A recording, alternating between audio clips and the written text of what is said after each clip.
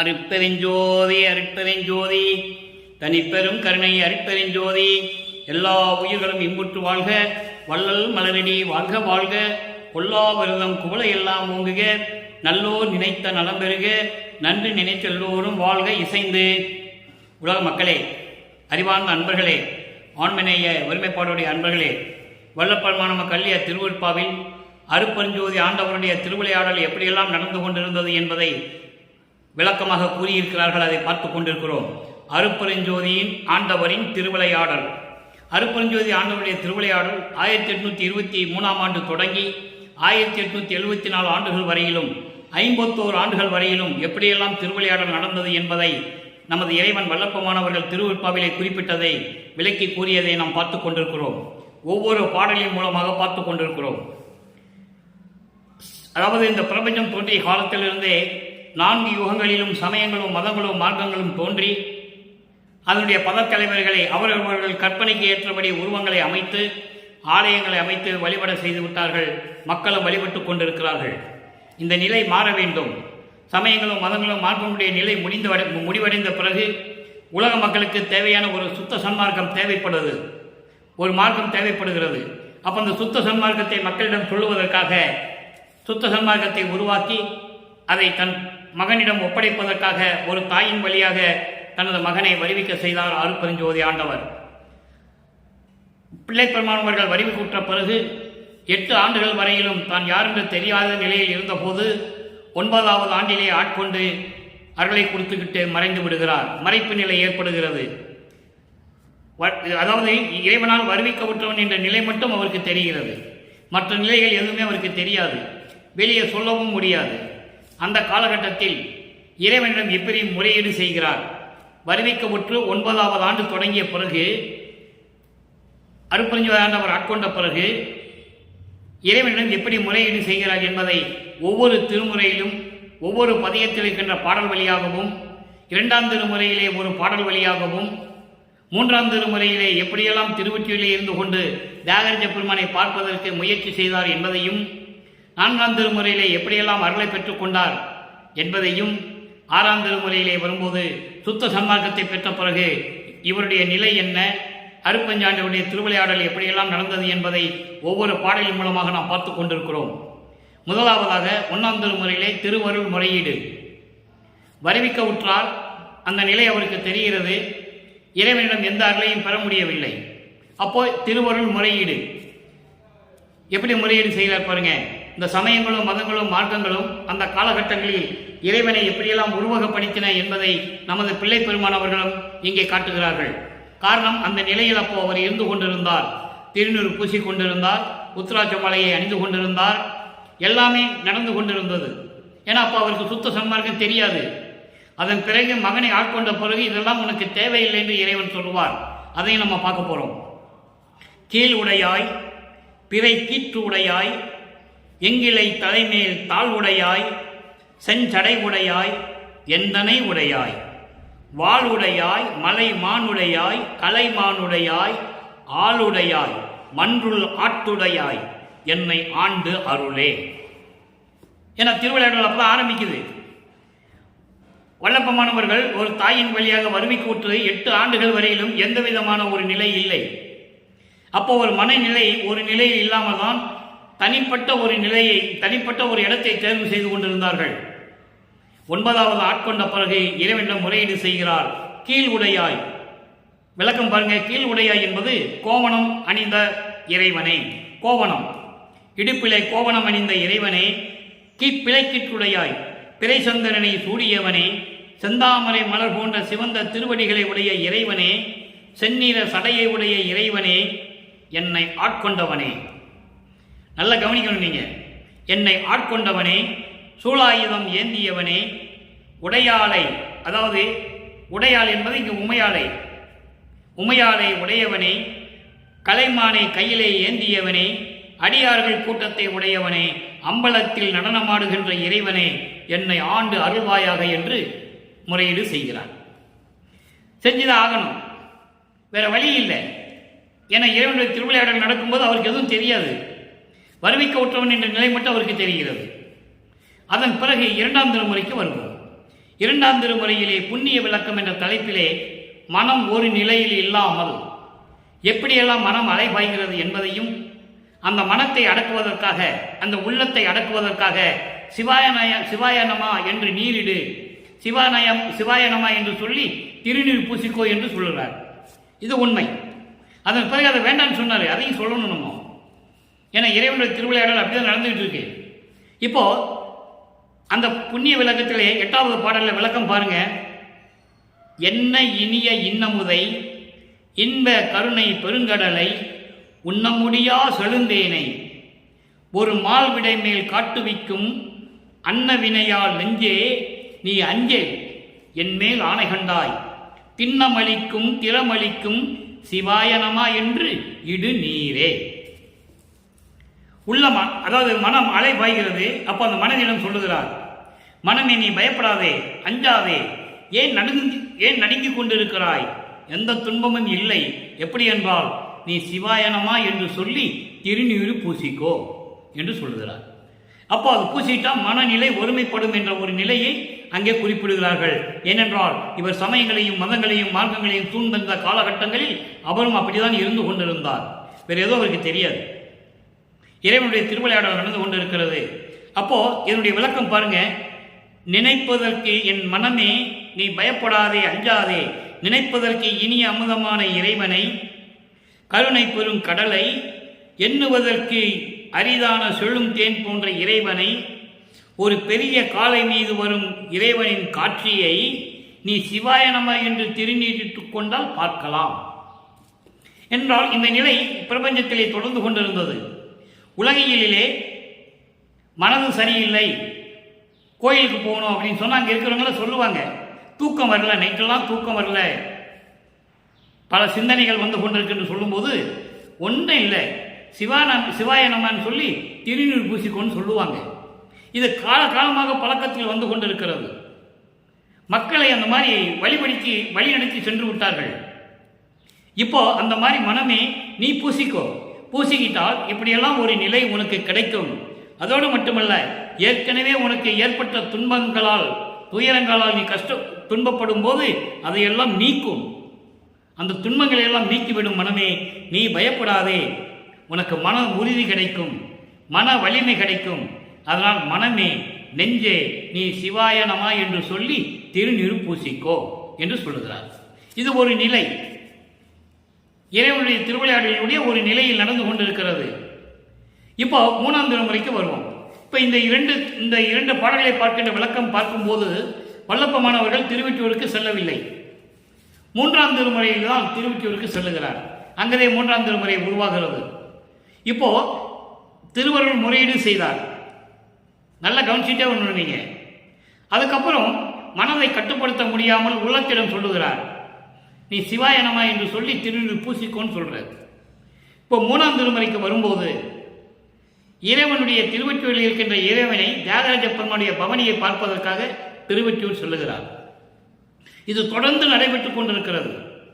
24 ஆண்டுகள் வரைக்கும் வல்லப்பமன் அவர்கள் இந்த மண்ணுலகை வருவிக்க உற்று 24 ஆண்டுகள் வரைக்கும் இந்த நிலை நடந்து கொண்டிருக்கிறது. 3ஆம் திருமுறை உருவான பாடல்களை பார்க்கும்பொழுது அப்போதுதான் அவர் திருவொற்றியூருக்கு செல்லுகிறார். திருவொற்றியூர் சென்று தியாகராஜ பெருமானுடைய பவனியை பார்ப்பதற்காக அங்க தெருவிலை நின்று கொண்டிருக்கிறார். ஏற்கனவே நம்ம 3ஆம் திருமுறையில் பாடல் அத்தனையும் யூடியூப்ல விளக்கம் கொடுத்தாச்சு. இருந்தாலும் அந்த காலத்தின் கட்டாயத்தினால் இப்போது அந்த விளக்கம் மட்டும் சொல்லுகிறேன். அப்போ பவனியை பார்க்க வரும்போது இவர் தன்னை மறந்து மெய்மறந்து அங்கே நின்று கொண்டிருக்கிறார். மெய்மறந்து நின்று கொண்டிருக்கும் போது தியாகராஜ பெருமான் இவரை பார்த்தவுடன் திரும்பி பார்க்காமல் தெருவழியாக ஓடுகிறார். தன்னை தலைவியாகவும் இறைவனை தலைவனாகவும் வர்ணனை செய்து, உள்ளத்தை தோழியாக வர்ணனை செய்து இந்த விளக்கங்களை உலக மக்களுக்கு தெரிவித்துக் கொண்டிருக்கிறார். உலக மக்களே, இந்த காலகட்டத்தில் நான் திருவொற்றியூரிலே தியாகராஜ பெருமானை பார்க்க சொல்லும் போது நான் தெருவிலே பவனியை பார்த்து நின்று கொண்டிருக்கிறேன். அவர் என்னை திரும்பி பார்க்காமல் தெருவழியாக ஓடுகிறார். நானும் அவர் பின்னாலே ஓடினேன், ஓட்டத்தை பிடிக்க முடியவில்லை என்று சொல்லுகிறார். அதன் பிறகு அடுத்த நிலைக்கு வரும்போது நாரையையும் கிளிகளையும் தூது அனுப்புகிறார். தன்னுடைய மனக்குமுறலை நாரையிடமும் கிளியிடமும் சொல்லி, நீங்கள் போய் தியாகராஜ பெருமானிடம் என்னுடைய நிலையை விலக்கி சொல்லுங்கள் என்று கூறுகிறார். ஏனென்றால் அது உலக மக்களுக்கு தெரிவிக்க வேண்டிய ஒரு கடமை கட்டாயம் இருக்கிறது. ஏன் இவர் வருவிக்க விட்டார், அருட்பெருஞ்சோதி ஆண்டவருடைய திருவிளையாடல் எப்படியெல்லாம் நடந்து கொண்டிருக்கிறது என்பதை உலக மக்களுக்கு தெரிவிக்க வேண்டும். என்றால் 202 ஆண்டுகள் வரையிலும் வல்லப்பெருமான் வருவிக்க விட்டு 201 ஆண்டுகள் முடிந்து விட்டது. இதுவரையிலும் வல்லப்பெருமானுடைய இறைநிலையையும் திருவருட்பாவில் அவர் அருளிய இந்த விளக்கங்களை எல்லாம் உலக மக்களுக்கு யாரும் சொல்லவில்லை என்பதுதான் வேதனையான விஷயம். அப்படிப்பட்ட நிலையில் இருக்கும்போது திருவொற்றியூரிலே இது நடந்து கொண்டிருக்கிறது. இறைவனுடைய திருவிளையாடல் தொடர்ந்து கொண்டிருக்கிறது. அப்ப நாரையையும் கிளிகளையும் தூது அனுப்புகிறார், எந்த விதமான பலனும் இல்லை. இதோடு 3ஆம் திருமுறையிலே அத்தனை பாடல்களிலும் வல்லப்பெருமான் அவர்கள் நமக்கு அருளியிருக்கிறார்கள். இப்ப 4ஆம் திருமுறைக்கு வரும்போது இறைவன் 4வது 8 மகனுக்கு திருவிளையாடல் செய்து கொண்டிருக்கிறார். 4வது 8 என்பது 4 8 32. வல்லப்பெருமான் அவர்கள் வருவிக்க உற்று 25வது ஆண்டிலிருந்து 32 ஆண்டுகளுக்குள் அந்த 8 வருடத்துக்குள் என்னென்ன நிலைகள் அங்கே ஏற்பட்டது. பிரசாத மாலை, அன்பு மாலை அங்குதான் உருவாயிற்று. அருட்பிரகாச மாலை 100 பாடல்கள் இதெல்லாம் விளக்கம் கொடுத்தாச்சு. இருந்தாலும் தேவைப்படும் போது அப்பப்போ நம்ம சொல்லிக்கலாம். இப்போ பிரசாத மாலை வரும்போது அங்கே திருநீரை கொடுப்பார், திருநீர் பூசிக்கொள் என்று சொல்லுவார். இங்கே இறைவன் என்ன அருளை கொடுக்கிறார் என்பதை பார்க்க போகிறோம். தெல்லாமதம் அணைய பிரசாத மாலை 4ஆம் திருமுறை. தெல்லாமதம் அணைய ஒரு திருவுருவம் தாங்கி சிறியேன் முன் எழுந்தருளி செழுமணப்பூ அளித்தாய். பிரசாத மாலையிலே ஏற்கனவே நம்ம பார்த்த 7 பாடல்களிலும் தெளிவான விளக்கத்தை பார்த்திருக்கிறோம். திருநீர் திறப்பாரு, திருநீர் பையிலிருந்து எல்லாத்துக்கும் திருநீர் கொடுப்பாரு. இவருக்கு வேண்டான்னு சொல்லுவார் இறைவன். அப்போ ஒவ்வொரு பூ கொடுக்கும்போது அந்த பூ எப்படிப்பட்ட அருளுடையது என்பதை நாம் விளக்கி சொல்லிக் கொண்டிருக்கிறோம். இன்று பார்த்த இந்த பாடலிலே செல்லும் மணப்பூ என்பது அந்த கரணங்களை விளக்கக்கூடிய விளக்கங்களை விளக்கக்கூடிய ஒரு அருள் கொடை. அதை பார்த்துட்டு இருக்கோம். செல்லும் மணப்பூ அளித்தாய் உள்ளமதமாகிய நின் திரு குறிப்பு ஏது உணரே. உடையவனே உலக உணரா ஒளியே கள்ளமில்லா அறிவாகி அறிவுக்கு அறிவாய் கலந்து நின்ற பெரும் கருணை கடலே. என் கண்ணே கொள்ளுதோறும் கரணமெல்லாம் கரைந்து இனிந்து இனிக்கும் கொள்ளும் கனியே கொத்தேனே பொது விளங்கும் குருவே. இது பாடல். இந்த பாடலுடைய விளக்கம் பாருங்க. அந்த கரணங்களை நீக்கக்கூடிய ஒரு அருளை எப்படி கொடுக்கிறார். அந்த கரணம் என்பது மனம், சித்தம், புத்தி, அகங்காரம். இங்கேயே சூட்சமமாக சொல்லுவார். கரணமெல்லாம் கரைந்து என்று சொல்லுவார். அப்போ கரணமெல்லாம் கரைந்து என்பது அந்த கரணங்களை குறிப்பது. அப்போ அந்த கரணங்கள் குறிக்கிற அந்த அருள் கொடை என்னதுன்னா செல்லும் மணப்பூ. ஒவ்வொரு பாடலிலும் ஒவ்வொரு இடத்திலே சூட்சமமாக அந்த வரியை வளர்ப்பமானவர்கள் இங்கே குறிப்பிட்டிருப்பார்கள். முழுமையாக திருவருட்பா படித்து இறைவனுடைய தயவையும் கருணையும் பெற்றுக்கொண்டால்தான் இந்த விளக்கம் வரும்.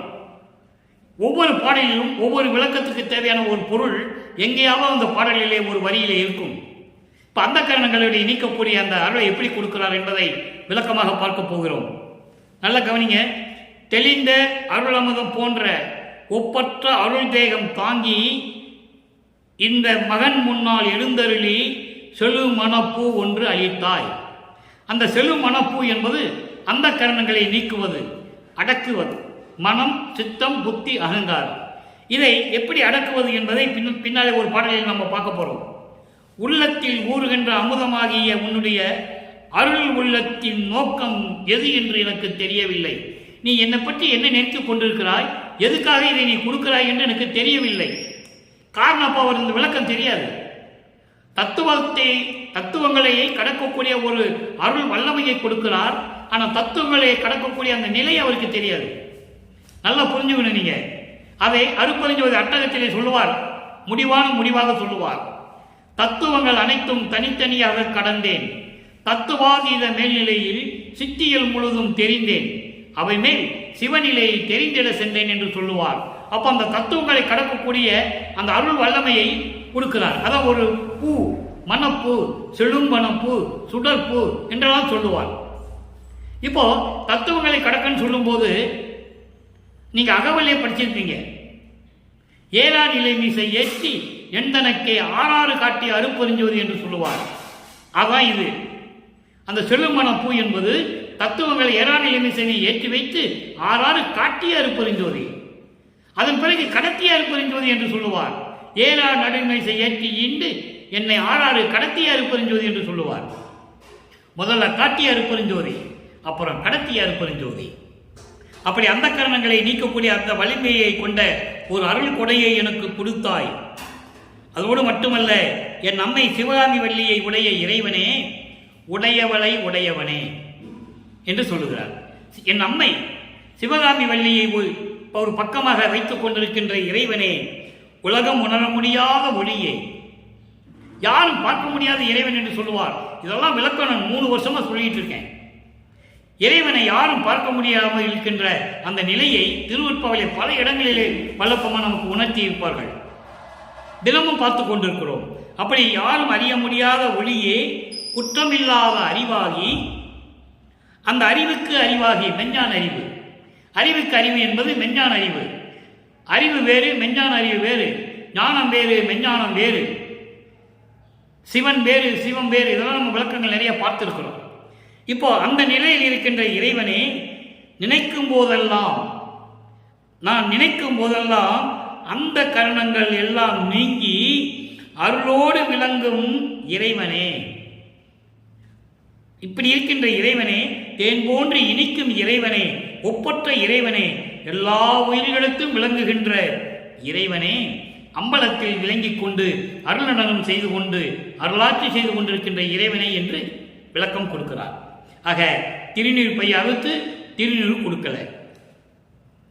திருநீர் கொடுக்காம அந்த கரணங்களை கடக்கக்கூடிய அந்த அருள் வல்லமையை கொடுக்கிறார். இப்போ 4ஆம் திருமுறை வரைக்கும் நம்ம இந்த நிலைகளை பார்த்துட்டோம். ஒவ்வொரு பாடலிலும் அருட்பெருஞ்சோதியுடைய அருள், அதாவது திருவிளையாடலை நமக்கு விளக்கி கூறியிருக்கிறார்கள் நமது பிள்ளை பெருமானவர்கள். இப்போ 6ஆம் திருமுறைக்கு வரும். இப்போ சுத்த சன்மார்க்கத்தை பெறுகிறார். சுத்த சன்மார்க்கத்தை பெற்ற பிறகு இறைவனுடைய நிலையையும், இறைவனுடைய அருள் எப்படியெல்லாம் நடந்து கொண்டிருக்கிறது என்பதையும், அதன் பிறகு இவர் இறைவன் எப்படி ஆனார் என்பதையும் உலக மக்களுக்கு தெரிவிக்கிறார். உலக மக்களுக்கு தெரிவிக்கிறார் என்றால் அருட்பெருஞ்சோதியுடைய திருவிளையாடலை பற்றி சொல்லிக் கொண்டிருக்கிறார். இப்போ பாருங்க, 6ஆம் திருமுறை பதிகம் 4 பதிவிலக்கம். பதிகம் 4 பதிவிலக்கம். பதிவிலக்கத்திலே 8வது பாடல். பாலோடு நீர், நீர் கனல் காற்று ஆகாயம், பஞ்சபூதங்களை சொல்றார். பார் என்பது உலகம், நிலம், நீர் நெருப்பு, காற்று, ஆகாயம். இப்படி 5 பூதங்களுடைய தொகுப்பு முதல் பகர்நாத பகுதி வரையான பரநாத நிலையில் இருக்கின்ற வரையில் இருக்கின்ற அத்தனை தொகுதிகளையும் ஏற்பெரு தத்துவ உருவாய். ஏற்கனவே செஞ்ச அந்த 4ஆம் திருமுறையில் நம்ம பார்த்த பாடல்களுக்கு, பிரசாத மாலையை பார்த்த பாடலுக்கு இந்த பாடலை விளக்கம் கொடுத்து கொண்டிருக்கிறார். தத்துவங்களின் உருவமாகவும் தத்துவ காரணமாய் அந்த காரணங்களின் விளக்கமாக. இதைதான் இங்க இந்த பாடலை சொல்றாரு. தத்துவங்களை விளக்கக்கூடிய அந்த அருள்மண பூவை கொடுத்தார் என்று சொல்லுகிறார். அதை தான் ஒப்பிட்டு பார்த்து கொண்டிருக்கிறோம். அப்போ அந்த தத்துவ காரணமாய் இயம்பிய காரண முதலாய் காரணத்தின் முடிவாய், இப்படி சொல்லப்படுகின்ற அந்த கரனுடைய முதலாகவும் முடிவாகவும், முதல் நிலையாகவும் அதனுடைய விளக்கங்களின் முடிவாகவும் விளங்கிக் கொண்டிருக்கின்ற அம்முடிவு அனைத்தும் நிகழ்ந்திடு விளங்கிக் கொண்டிருக்கின்ற பூரணமாய், நித்தியமாய், சத்தியமாய், நிற்குண சிற்குணமாய், மெஞ்ஞான அறிவில் மெஞ்ஞானத்தோடு விளங்கிக் கொண்டிருக்கின்ற அப்படிப்பட்ட இறைவன் நித்தியமாய் அழிவில்லாத நிலையில் இருக்கின்ற இறைவன், ஆதியும் அந்தமில்லா தோன்றிய இறைவன், ஒரு தாய் வயிற்றில் முளைக்காத இறைவன், சுயமாக தோன்றிய இறைவன் என்று சொல்லுவார் அருட்பெருஞ்சோதியை. அப்படி நிலையில் இருந்து கொண்டிருக்கின்ற இறைவனே, ஒரு தரு சன்மாத்திரமாம் திருச்சிற்றம்பலத்தே, கற்பக விரிச்ச மரம் சொல்லுவாங்க, விரிச்சக மரம், கற்ப விரிச்சக மரம். அப்படி மரம் போல நிழல் தந்து கொண்டிருக்கின்ற, அருளை கொடுத்து கொண்டிருக்கின்ற திருச்சிற்றம்பலத்திலே விளங்கிக் கொண்டிருக்கின்ற தனி கடவுள் ஒருவர் உண்டு. தனி கடவுள் ஒருவர் உண்டு, உண்டே கண்டே. ஒரே இறைவன் அருட்பெருஞ்சோதி ஆண்டவர். அப்படிப்பட்ட இறைவன் இந்த நிலையில், இப்படிப்பட்ட நம்ம பார்த்தோம்ல, இந்த நிலையெல்லாம் இருந்து கொண்டு எப்படி தத்துவங்களை கடந்து கொண்டு பரநாத நிலை வரைக்கும் கடந்து சென்று தத்துவங்களின் உருவமாகவும் தத்துவங்களுடைய அந்த கரணங்களாகவும் காரணமாகவும் அதன் பிறகு காரண முதலாகவும் முடிவாகவும் அழிவில்லாமலும் மெஞ்ஞான அறிவோடு திகழ்ந்து கொண்டிருந்த போது இறைவன், அப்படிப்பட்ட இறைவன் ஒரு கற்ப விருட்சக மரம் போல நிழலை தரக்கூடிய, அதாவது அருளை தரக்கூடிய ஒரு இறைவன் ஒருவர் உண்டு. அவர் திருச்சிற்றம்பலத்திலே இருக்கின்ற தெய்வம் ஒன்றையே கண்டே. அருட்பெருஞ்சாண்டவர் ஒரே இறைவன் என்று சொல்வார். இங்கே பதிவிலக்கத்திலே பார்க்கும்போது நீங்கள் நல்லா கவனிக்கணும். சமயங்களும் மதங்களும் மார்க்கங்களும் சூழ்ந்திருந்த காலகட்டங்களில் எப்படியெல்லாம் இறைவனை வர்ணனை செய்தார்கள் என்பதை நமது பிள்ளை பெருமானவர்களும் குறிப்பிடுகிறார்கள். தலையிலே கங்கையை சுமந்த இறைவன், பிறைச்சந்திரனை சூடிய இறைவன், கழுத்திலே பாம்புகளை சூடிக்கொண்ட இறைவன், கையிலே சூலாயுதம் ஏந்தி கொண்டிருக்கின்ற இறைவன், இப்படியெல்லாம் இறைவனை உருவப்படுத்துவார்கள். இந்த சமயங்களும் மதங்களும் மார்க்கங்களும் எல்லாம் பொய் என்று சொன்னதாக, அதை பொய் என்று சொல்லி தன் மகனுக்கு அறிவுறுத்துகிறார். அதை நம்ம அகவல்லை ஏற்கனவே பார்த்துக்கிறோம், தினமும் அதை சொல்லிட்டு இருக்கோம். சமயமும் மதமும் மார்க்கமும் பொய்யென ஆதியில் உணர்த்திய அருட்பெருஞ்சோதி. சமயமும் மதமும் எல்லாமே காண ஆதி அனாதையாம் சாதி மதமும் சமயமும் காண ஆதி அனாதையாம் அருட்பெருஞ்சோதி. அப்போ அந்த நிலையில் இருக்கின்ற இறைவனை இங்கே பதிவிலக்கத்திலே தெளிவாக நமக்கு அருளியிருக்கிறார்கள் வல்லப்பமானவர்கள். இப்போ அங்கே திருவருள் முறையீடு சொன்னார். சமயங்களிலும் மதங்களிலும் மார்க்கங்களில் சார்ந்ததும் போது திருவருள் முறையீடை சொன்னார். 6ஆம் திருமுறைக்கு வரும்போது திருவருள் முறையீடு எப்படி இருக்குது என்பதை பார்க்க போகிறோம். நல்லா கவனிக்கணும். நீங்கள் இப்போ சுத்த சன்மார்க்கத்தை வாங்கியாச்சு. அருட்பெருஞ்சாண்டவருடைய திருவிளையாடல் தொடர்ந்து கொண்டிருக்கிறது. அருட்பெருஞ்சாண்டவர் திருவிளையாடல் எப்போ முடிகிறது? 1874 இரவு 12 மணிக்கு 30/1/1874 அன்றுதான் தன் மகனோடு அருட்பெருஞ்சோதி ஆண்டவர் கலந்து கொண்டு மகனை இறைவனாக்குகிறார். அன்றுதான் இறைவனுடைய திருவிளையாடல் முடிவடைகிறது. இப்போ திருவருள் விளைதல். திருவருள் விளைதல் என்பது அருளை வேண்டுதல். வித்தியாசம் இருக்கும். சமயங்களும் மதங்களும் மார்க்கங்களும் சூழ்ந்திருந்த போது எப்படி வேண்டினார்? சுத்த சன்மார்க்கத்தை பெற்ற பிறகு, சுத்த சன்மார்க்கத்தை பெற்ற பிறகுதான் எல்லாமே அவருக்கு கிடைக்குது என்பதை நீங்கள் புரிந்து கொள்ள வேண்டும். திருவருட்பாவில் அந்த நிலைகள் உண்டு. நல்ல கவனிங்க. சரியை நிலை 4ம், ஒரு கிரிய நிலை 4ம், தனி யோக நிலை 4ம் தனித்தனியாக கண்டறிந்தேன். இப்போ சரியை கிரியை யோகம் இந்த முன்னாங்க 12 நிலைகளை தனித்தனியாக கண்டறிந்தேன் என்று சொல்லுவார். அது சமயங்களையும் மதங்களையும் மார்க்கங்களையும் சார்ந்த நிலைகள். அதன் பிறகு சொல்லுவார் பாருங்க, அதாவது உரிய சிவ ஞான நிலை 4ம். அங்க 3 நிலைகளை ஒன்னா சொல்லிடுவார். சரிய நிலை 4ம், கிரிய நிலை 4ம், தனி யோக நிலை 4ம் தனித்தனியாக கண்டறிந்தேன். அதன் பிறகு உரிய சிவஞான நிலை 4ம். அந்த சிவஞான நிலை என்பது ஞான சரியை, ஞான கிரியை, ஞான யோகம், ஞானத்தில் ஞானம். இந்த 4 நிலைகளையும் அருள் ஒளியால் ஒன்று ஒன்றாய் கண்டறிந்தேன். அங்க மொத்தமா கடந்துட்டாரு. சரியை கிரி யோகம் 12 நிலைகளையும் மொத்தமா கடந்துட்டு வந்தார். இந்த 4 நிலைகளையும் ஒன்று ஒன்றாதான் கடக்கிறார். அதான் உலக மக்களுக்கு தெரிவித்துக் கொண்டிருக்கிறார். இறைவனுடைய திருவிளையாடல் அங்கே நடந்து கொண்டிருக்கிறது. என காலங்கள் இருக்கிறது, ஆண்டுகள் இன்னும் இருக்கிறது. அப்போ சிவஞான நிலை, சிவஞான நிலை அருள் ஒளியால் ஒன்று ஒன்றாய் கண்டறிந்தேன், உண்மை நிலை பெற்றேன். அதுக்கப்புறம் சொல்லுவார் பாருங்க, அரிய சிவ தத்துவங்கள் அந்தங்கள் ஒன்று ஒன்றாய், அந்த 6 அந்தங்களையும் வேதாந்தம் முதல் சித்தாந்தம் வரை 6 அந்தங்களையும் ஒன்று ஒன்றாய் கண்டறிந்தேன். அவை அது மேல் ஓங்கும் பெரிய சிவ அனுபவத்தால் சுத்த சன்மார்க்கம் பெற்றேன். அண்டர்லைன். எப்போ சுத்த சன்மார்க்கம் பெறுகிறாரே? இந்த மண்ணுலக வருவிக்க விட்டு 33வது ஆண்டில் தான் பெறுகிறார். அது வரைக்கும் அவருக்கு இறைவனுடைய திருவிளையாடல் தொடர்ந்து கொண்டிருக்கிறது. சுத்த சன்மார்க்கத்தை பெற்றார். சுத்த சன்மார்க்கம் பெற்றேன், இங்கு இரவாமை உற்றேன் கான் தோழி. அனுபவ மாலையில் சொல்வார் பாட்டு. அனுபவ மாலையிலே இந்த பாட்டு இருக்கு. 147வது பதிகம் அனுபவ மாலை 100 பாடல், இது 95வது பாடல். அப்போ இந்த நிலையில் இருந்து கொண்டுதான் சுத்த சன்மார்க்கத்தை பெறுகிறார். உடனே சுத்த சன்மார்க்கத்தை அவரால் பெற முடியல. ஏன்னா எல்லாத்தையுமே சமயங்களையும் மதங்களையும் மார்க்கங்களையும் சங்கற்ப வேறுபங்களையும் கடந்து வரணும். வந்தால் தான் கிடைக்கும், இல்லைன்னா கிடைக்காது. அதை சொல்லுவார். சின்னப்பிடி என்ற பதியத்தில் கூட சொல்லுவார், அன்பர்களே, நேரம் கடத்துவதற்காகவோ வேண்டுமென்றும் நான் காலம் கடத்துவதில்லை. தேவையான நேரத்தில் திருவருட்பாவில் இருக்கின்ற தேவையான விளக்கங்களை உலக மக்களுக்கு தெரிவிக்க வேண்டும். இந்த வள்ளலாருடைய நோக்கம் ஒரே நோக்கம்தான், மக்களுக்கு தெரியப்படுத்த வேண்டும். சின்னம்பிடி இந்த மார்க்கத்தில் சொல்லுவார், பன்மார்க்கம் கடந்தேன் என்று சின்னம்பிடி, 12 மேல் நின்று சின்னம்பிடி, சன்மார்க்கம் மார்க்கம் என்று சத்தியம் சொல்லுகின்றோம் சின்னம்பிடி. 12 மேல் என்பது 13வது நிலை. 12 நிலைகள் என்பது சரியை கிரியை யோகம். 13வது நிலையில் தான் அதன் மேல் இருந்துதான் சன்மார்க்கம் தொடங்குகிறது என்பதை தெளிவாக நமக்கு அருளியிருக்கிறார்கள்.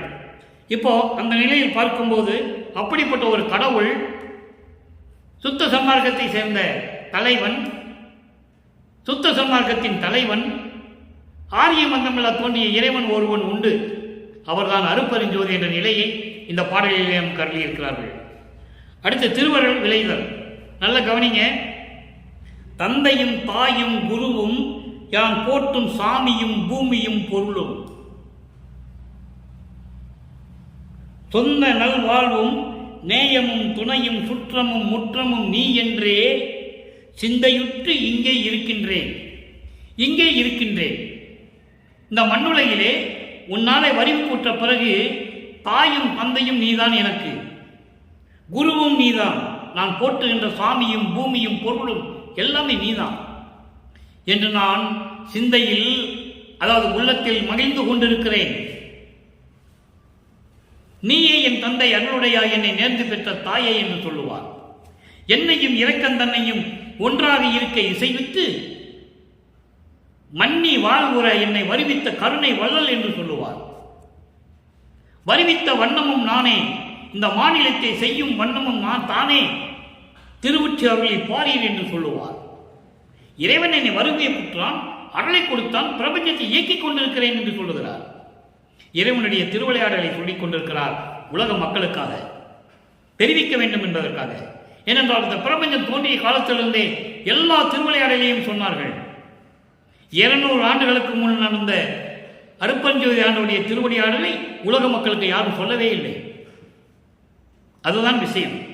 இப்போ இப்படிப்பட்ட இறைவன் நீ என்று நான் சிந்தையுற்று இங்கே இருக்கின்றேன், இது நின் திருவுள்ளம் அறிந்ததுதானே. இது உன் திருவுள்ளத்துக்கே தெரியுமே, நான் சொல்லி தெரிய வேண்டியதில்லை. நிந்தை செய்யும் உலகில் யான் உளம் கலங்கள் நீதியோ, நின் அருளுக்கு அழகோ. துன்பங்களை கொடுக்கக்கூடிய இந்த உலக நடையில், இந்த உலக வாழ்க்கையில் நான் உள்ளம் கலங்குவது, உள்ளம் வருந்துவது, நான் துன்பப்படுவது நீதியா? இது தர்மமா? நின் அருளுக்கு இது அழகா என்று சொல்லுகிறார், தந்தையிடம் கூறுகிறார். இப்போ பதிகம் 48, ஆண்டு அருளிய அருமையை வியத்தல். ஆண்டு அருளிய அருமையை வியத்தல். இறைவனுடைய திருவிளையாடலால் எப்படி அருளை பெற்றுக் கொண்டு இருந்தார் என்பதை உலக மக்களுக்கு தெரிவிக்கிறார் 8வது பாடம். நல்லா பாருங்க. தடையில்லாது எடுத்த அருள் அமுது என்கோ. என்கோ என்பது என்று சொல்லுவதா, அப்படி அழைப்பதா என்பது பொருள். தடையில்லாது எடுத்த அருள் அமுது என்கோ, சர்க்கரை கட்டியே என்கோ, அடைவுறும் வைர கட்டியே என்கோ, அம்பலத்து ஆணி பொன் என்கோ, உடைய மாணிக்க பெருமாளை என்கோ. பெருமலை, உடைய மாணிக்க பெருமலை, பெரிய மலை குன்று என்று உன்னை நான் சொல்லுவதால், உள்ளொளிக்குள் ஒளி என்கோ, இடைதல் அற்று ஓங்கும் திரு அளித்து இங்கே என்னை ஆண்டு அருளிய நினையே. பாடம். இப்ப இந்த பாடலுடைய விளக்கம் பாருங்க. இறைவனை எப்படி சொல்லுகிறார்? அங்கே சமயங்களையும் மதங்களையும் மார்க்கை சார்ந்திருந்த போது அந்த காலகட்டங்களில் இறைவனை எப்படியெல்லாம் சொன்னார் என்பதை நாம் பார்த்து கொண்டிருக்கிறோம். இப்ப இறைவனை அருப்பெருஞ்சோதி எப்படி சொல்றாரு? தடையில்லாது எடுத்த அருள் அமுது என்போ. தடைகள் என்பது சமயங்கள் மதங்கள் மாற்றக்கூடிய நெறிகள்.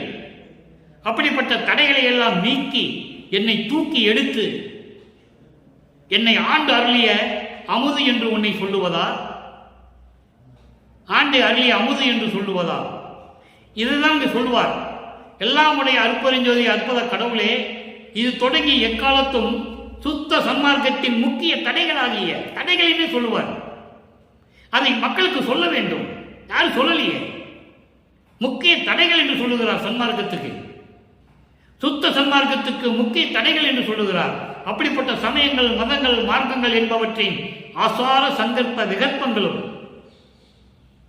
அதில் கூறப்பட்ட வழிமுறைகள், நடைமுறைகள் எல்லாமே சுத்த சன்மார்க்கத்துக்கு விரோதமானது என்று சொல்லுகிறார், தடைகள் என்று சொல்லுகிறார். வர்ணம், ஆசிரமம் போன்ற உலகாச்சார சமாச்சாரங்களும் சரி, அந்த சங்கற்ப விகற்பங்களும் சரி, எல்லாமே சுத்த சன்மார்க்கத்துடைய தடைகள் என்று சொல்லுகிறார். அது எங்கள் மனதில் பற்றாவண்ணம் இருக்க வேண்டும் என்று முறையீடு செய்கிறார் தன் தந்தையிடம். அவர் முறையீடு செய்வது உலக மக்களுக்கு சொல்லுவது என்று பொருள். அதை நல்லா புரிஞ்சுக்கணும். ஆன்மநேய ஒருமைப்பாடுதான் சுத்த சன்மார்க்கத்தின் முக்கிய லட்சியம் என்று சொல்லுகிறார். அது எக்காலத்தும், எவ்விடத்தும், எவ்விதத்தும் எங்கள் மனதிலிருந்து விலகாமல் இருக்க நீ அருள் செய்ய வேண்டும் என்று சொல்லுவார். அதை இங்க சொல்லுவார். இங்க சொல்லுகிறார், தடையில்லாது எடுத்த சமயங்களும் மதங்களும் மார்க்கங்களுடைய தடையில்லாமல் என்னை எடுத்து அணைத்த அருள் அமுது என்று உன்னை சொல்லுவதா, சக்கரை கட்டியே என்று சொல்லுவதா, உன்னை இனிக்கக்கூடிய சக்கரை கட்டி வெள்ளப்பாகு என்று உன்னை சொல்லுவதா, அடைவூறு வைர கட்டியே என்று சொல்லுவதா, வைரக்கட்டி போன்று விலை மதிப்பில்லாத இறைவன் என்று உன்னை நான் சொல்லுவதா, அம்பலத்து ஆணி பொன் என்போ, அம்பலத்திலே விளங்கிக் கொண்டிருக்கின்ற அதாவது நிகரில்லாத பொன் என்று சொல்லுவதா, எதையடி ஒப்பிட முடியாத அளவிற்கு சுத்த தங்கம் என்று உன்னை சொல்லுவதா, உடைய மாணிக்க பெருமலை என்று சொல்லுவதா, மாணிக்கம் போன்று பெருமலை போன்று திகழ்ந்து கொண்டிருக்கின்ற இறைவன் என்று உன்னை சொல்லுவதா, உள் ஒளிக்குள் ஒளி என்கோ. இந்த உள் ஒளிக்குள் ஒளி என்பது ஜோதியில் ஜோதி என்று சொல்லுவார் வல்லப்பமானவர்கள். ஜோதியில் ஜோதி, ஜோதியில் ஒளிகின்ற ஜோதிதான் அங்கே இறைவனுடைய நடனம் இருக்கிறது என்று சொல்லுவார். நம் சிரசு நடுவிலே அந்த ஒளி நடனமாடிக்கொண்டிருக்கிறது என்று சொல்லுவார். அப்படி ஜோதியில் ஜோதி என்று உன்னை நான் சொல்லுவதா, இடைதல் அற்று ஓங்கும் திரு அளித்து இங்கே என்னை ஆண்டு அருளிய உன்னையே நினையே என்று சொல்லுகிறார்.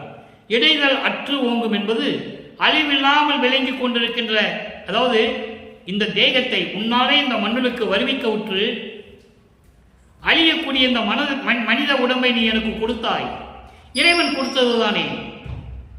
தன்னுடைய செல்வ பிள்ளையை சுத்த சன்மார்க்கத்தை உலக மக்களுக்கு சொல்ல வேண்டும் என்பதற்காகத்தானே ஒரு தாயின் வழியாக வருவிக்க செய்தார். கொலையும் புலையும் உலக மக்களிடம் விவரித்து சொல்ல வேண்டும். உயிரின் மேல் தயவும் கருணையும் காட்ட வேண்டும். உலக மக்கள் ஜீவகாரண்ய ஒழுக்கத்தில் இருக்க வேண்டும். இப்படியெல்லாம் சொல்லுவதற்காக தான் அவர் வருவிக்க விட்டார். அதான் சொல்றார் இங்கே, இடைதல் அற்று ஓங்கும். உன்னாலே எடுத்த இந்த மனித உடம்பை, அழியக்கூடிய இந்த தேகத்தை அழியாத உடம்பாக்கி நீ தர வேண்டும். அருள் தேகத்தோடு நீ எனக்கு கொடுக்க வேண்டும். இப்படியெல்லாம் கொடுத்து என்னை ஆண்டு அருளிய உன்னை நான் எப்படி அழைப்பது என்று சொல்லுகிறார். ஆட்சி முதல் அழித்தல், ஆட்சி அழித்தல் முதல் தொழில் ஓர் ஐந்தையும் தேக்கி நீ அமுது செய் என்றான்.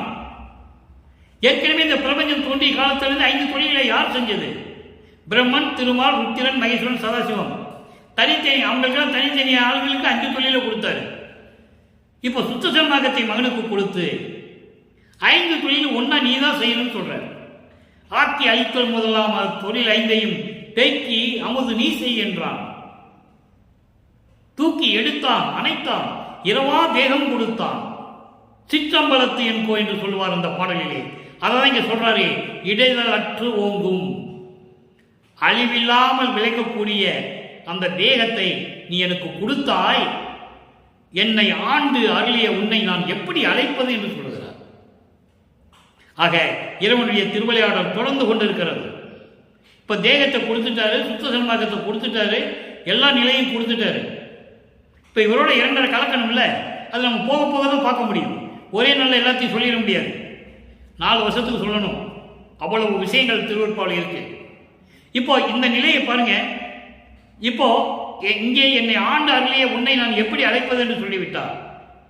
இதே ஒரு நிலையை 6ஆம் திருமுறையில் 116வது பதிகம் ஆடேடி பந்து விளக்கம் மட்டும் சொல்லுகிறேன். பாடலுக்கு ஏற்கனவே நான் விளக்கம் கொடுத்திருக்கிறேன். அந்த பாடலுடைய விளக்கத்தை மட்டும் சொல்லுகிறேன். சுத்த சன்மார்க்கத்தை விரும்பாமல், நல்லா கவனிக்கணும், இது பிரபஞ்சத்தினுடைய உண்மை. சுத்த சன்மார்க்கத்தை விரும்பாமல் சுத்த சன்மார்க்கத்தை கடைபிடிக்காமல் சமயம் மதம் மார்க்கங்களுடைய நெறிகளை பின்பற்றி இறந்து போனவர்கள் எல்லோரும்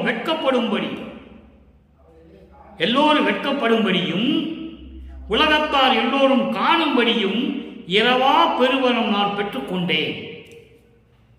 எவ்வளவு அற்புதமா சொல்றான்னு நீங்க பார்க்கணும். இந்த பாடல்ல என்ன சொன்னாரு? என்னை ஆண்டு அருளிய உன்னை நான் எப்படி அழைப்பது? அமுது என்று அழைப்பதா? ஆணிப்பொன் அம்பலத்திலே இருக்கின்ற ஆணிப்பொன் என்று அழைப்பதா? மாணிக்க பெருமலை என்று அழைப்பதா? ஜோதியில் ஜோதியாக இருக்கின்றாயே அப்படிப்பட்ட இறைவன் என்று அழைப்பதா? இப்படியெல்லாம் சொன்னவர். பெற்றுக்கொண்டே உலக மக்களுக்கு உறுதிப்படுத்த வேண்டும். ஆடேனிய பந்தரை சொல்லுகிறார், சுத்த சன்மார்க்கத்தை கடைபிடிக்காதவர்கள், சுத்த சன்மார்க்கத்தை விரும்பாமல் சமயங்களையும் மதங்களையும் மார்க்கங்களையும் பின்பற்றிக் கொண்டு இறந்தவர்கள் வெட்கப்படும்படி நானும்படி என்று சொல்லுவார். வெட்கப்படும்படி உலகத்தார் எல்லாரும் அறியும்படி இரவா பெருவரம் நான் பெற்றுக்கொண்டேன். இதுதான் இறைவனுடைய இறைநிலை என்பதை நீங்கள் புரிந்து கொள்ள வேண்டும். இதுதான் நிலை, இதுதான் கடவுள் நிலை, அருப்பஞ்சாண்டுடைய திருவிளையாடலுடைய நிலை. இது என்னையும் பணி கொண்டு இரவா வரமளித்து அன்னையில் உந்த அருப்பெருஞ்சோதி என்று சொல்லுவார். இரவா வரமளித்து